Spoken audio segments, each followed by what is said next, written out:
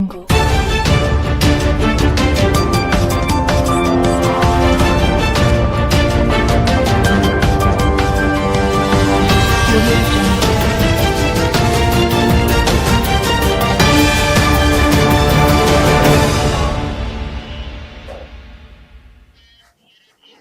very good afternoon. Welcome to Younib News at 1. My name is Wambui. Now, the NARC Kenya Party, a constituent of the Azimio coalition, has formally written to their coalition Secretary General expressing its desire to leave the party. The Mother Karua-led party cited recent political developments as the basis for their decision. Here is the report.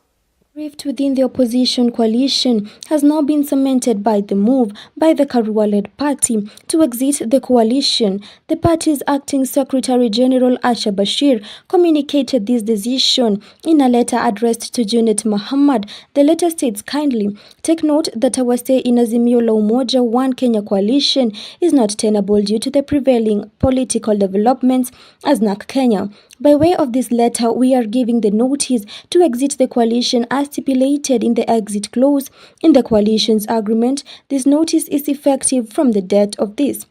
The letter of this decision comes despite recent assurances that the coalition was intact and that the relationship with other coalition leadership was solid. The split was widened in the coalition over the calls for a broad government by the Kenya Kwanza Alliance regime, with the constituent parties in the coalition asserting they will not be part of the recent developments that have seen the ODM members nominated to join the government have so far exposed the rift in the opposition. Azimio had earlier mentioned that joining the government in way or form was not subject of debate. Her departure may herald a major transformation or the end for the alliance. Reporting for Younib TV, my name is Wambui. Now on to politics. MPs voted to remove all 65 articles from the contested Finance Bill 2024 as requested by President William Ruto. On June 26th, Ruto rejected to sign the finance bill and referred it back to the parliament for deletion of all sections in the 135-page act. The Committee of the Whole House has considered the President's recommendations to the Finance Bill, National Assembly Bill number 30 of 2024, and its approval thereof without amendments, therefore deleting all the clauses of the bill. Thank you, Honorable Speaker. Thank you, Chairperson. Move of the bill. Honorable Speaker, I beg to move that the House do agree with the committee in the said reports. Honorable members, I propose the question, which is that the House do agree with the committee in the said report. Put the question. I put the question, which is that the House do agree with the committee in the said report. As many as are of that opinion say aye. As many as are of a contrary opinion say nay. The ayes have it. Honorable members, allow me to issue this communication, guidance following the passage of the President's reservation to the Finance Bill 2024. Honorable members, the guidance relates to the just concluded business, which is the agreement with the report of the Committee of the Whole House on the consideration of the President's reservation to the Finance Bill, National Assembly Bill number 30 of 2024. Honorable members, as you are aware, the House has voted in agreement with the President's reservation and the recommendation to delete all clauses of the Finance Bill 2024. Following this decision, the bill has been rejected in its entirety. I wish to clarify that the import of the decision of the House is that the bill is lost. Consequently, no provision that was contained in the bill shall have any legal effect. In this regard, honorable members, strictly speaking, there is no bill for the Speaker to present to His Excellency the President for assent as contemplated under Article 115(5) of the Constitution. To signify the decision that the House has taken on the bill this afternoon, I shall therefore only convey the effect of the decision, which is that the Finance Bill, National Assembly Bill number 30 of 2024 has been rejected.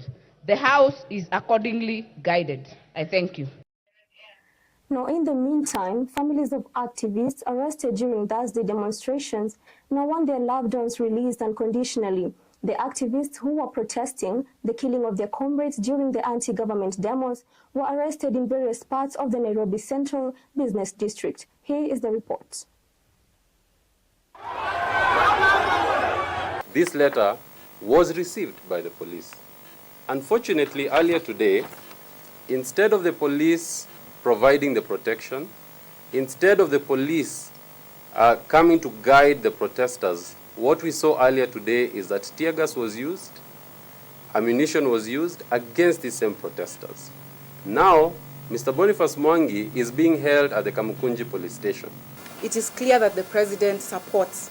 It is clear that the officers the state officers are okay with everything that's happening, and they are encouraging it. If there was any deterrent, we would not be seeing this much force. Hapo ndani hata ukiangalia kitu ina thread, ameshikwa akiwa kwa gari holding the portrait of Evans Kerato, na kuna askari alikuwa amejaribu kumnyonga, na pia bwanake wameshikwa na bwanake, na pia yeye anaumia akiwa huko cell, bado hajapelekwa hospitali, hawajashughulikiwa. The office of the president immediately calls for the suspension of all officers highlighted in the social media using excessive force pending finalization of investigations. Comrades, power! Power! Power!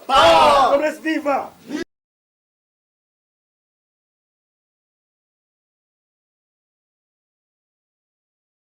Floods caused by severe rainfall earlier this year devastated and displaced more than 50,000 households.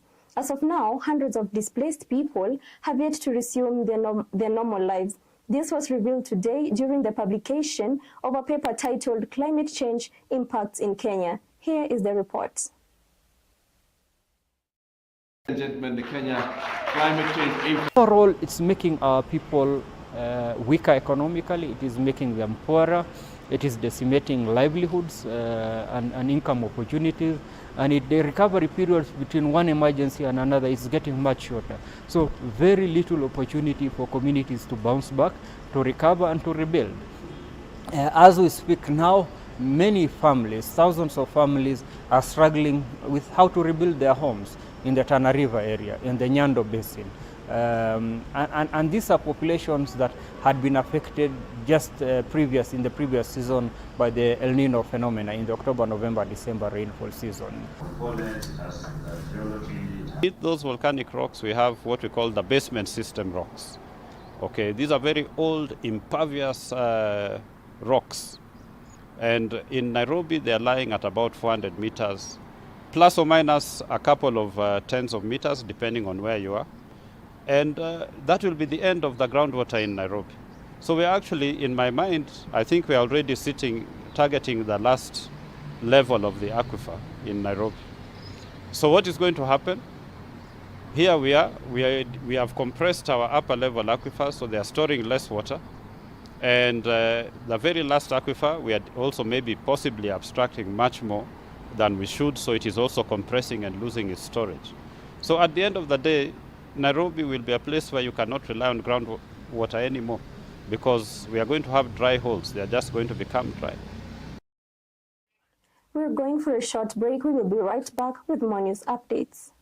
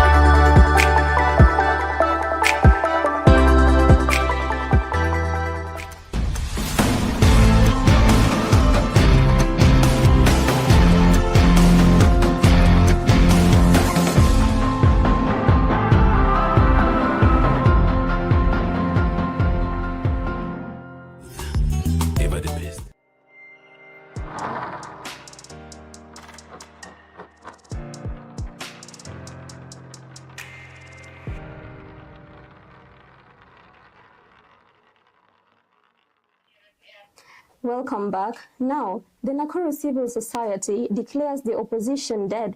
They're also criticizing the church for not condemning the protesters' deaths. Here is the report. Gentlemen, the Kenya climate change. Overall, it's making our people. Viva! Viva! Viva! We stand in solidarity with all civil society organizations and journalists that are operating within the realms of law in defense of constitutionalism. At the same time, we call upon Kenyans not to buy the narrative that demanding accountability from government and political leaders is akin to destabilizing our beloved country. We are asking government to be accountable for the management of our resources. The religious community is asking us to sit down with government. We have not seen any of them demanding accountability from government for the murders that government has committed against innocent sons and daughters. Yet, they are at the forefront saying that we need to dialogue. Whatever Genesis and other Kenyans are asking of this government requires simple administrative actions. The newest development where ODM hitherto resemblance of political opposition spells the death of political accountability in Kenya. It has once more exposed our political leaders for the greedy opportunists that they are. This leaves the Kenyan people and the civil society with enormous responsibility of holding government to account and protecting the rule of law. We as Kenyan citizens, we do not now believe in government, neither do we believe even the ODM party that has been playing a very critical role in supervising, monitoring, and putting the government to account. And now we are saying that if this is the party and this is the opposition that we've had in this country, then shame on you. We are not going again to sit down and continue observing our democratical rights going to the train because people of self-centered interest have decided to say that what they want is more than what other Kenyans want. And we also need to find a name for a new trend of now there is the 1,000 being given out for you to go on the street. We are not using any fuel, so we do not need any charges to add fuel in ourselves. So the message to the Gen Zs is also, let's stick and be very faithful to the principles that we started with. Now the country climate change has drastically affected farming activities in Maua sub-county, leading to failing rains and disrupted crop production. In response, farmers are turning to poultry farming as an alternative source of livelihood, supported by Action Aid Kenya. These farmers are now wearing poultry and farming. Here's the report.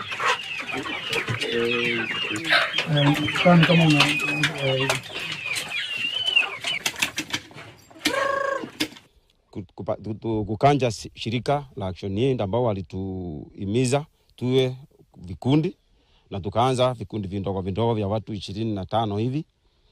Tukaanza ukulima wa kuku ambao ni ukulima mzuri kwa sababu kuku ni rahisi sana kufuga. Unaweza fuga kuku ukiwa mzee, mama, unaweza fuga kuku ukiwa mtoto, na hata ukiwa umelemewa hata kimwili unaweza pia fuga. Sisi kama wamama tujiunge na vikundi tuweze kuelimishwa, tujiunge na vikundi ili tunjimundu katika maisha yetu. Ndivyo tulienda na tukasoma na tukarudi nyumbani. Kila mtu akaanza project yake kidogo. Kama mimi nilianza ya ufukangi wa kuku za mayai. Nikaanza kufuga kuku wa mayai, wakitaka na usa, na chukua pesa na lipa school fees, zingine na lipa vikundi. These are local CBOs, and upon our exits, we shall need to see that the work that we started has been carried on and taken up by the government. We work with CBOs that need technical support, and these skills might not be available within the group, and now that is where we need people like government officers. Now on to sports. A record holder, Beatrice Chepkoech, is seeking to win Kenya's first gold medal in the race at Olympic Games. Now Chepkoech hopes Kenyans can work as a team at the Olympics to win over the gold in Paris. Mazoezi yangu nimekuwa nikiendelea vizuri since mnajua wote tunaelekea Olympics. Yeah. Kwa kusema ukweli, mi sina medali yoyote kwa Olympics na matarajio yangu hii mwaka ni kuingia podium. Yeah. Kitu kenye naweza sema ni mazoezi imekuwa mzuri sababu kila mmoja, I think kila mtu ako na coach wake, tuko wote na tofauti coaches, so mi kwangu naweza sema nimekuwa nikiendelea vizuri sababu coach wangu tuko na yeye kila mahali. Yeah. Kenya nasema tu ni ukiingia kwa uwanja inategemea na penye mwili yako iko. Kama umeamka mzuri na Mungu akisema ni siku yako, obviously utakuwa yeah. Unajua kwa saa hii mbio imekuwa tofauti sana, watu wamekimbia sana, so kila mtu tunang'ang'ania tu mbele. Yeah. Nawaambia tu tunawaahidi kuwa tutarudi nyumbani na medals. Yeah. It's amazing that the amount of news that happens in the world every day always just exactly fits the newspaper. Just so you know, fake news is cheap to produce. It was with me, Nancy Wambui, reporting for Younib TV. Have a nice afternoon.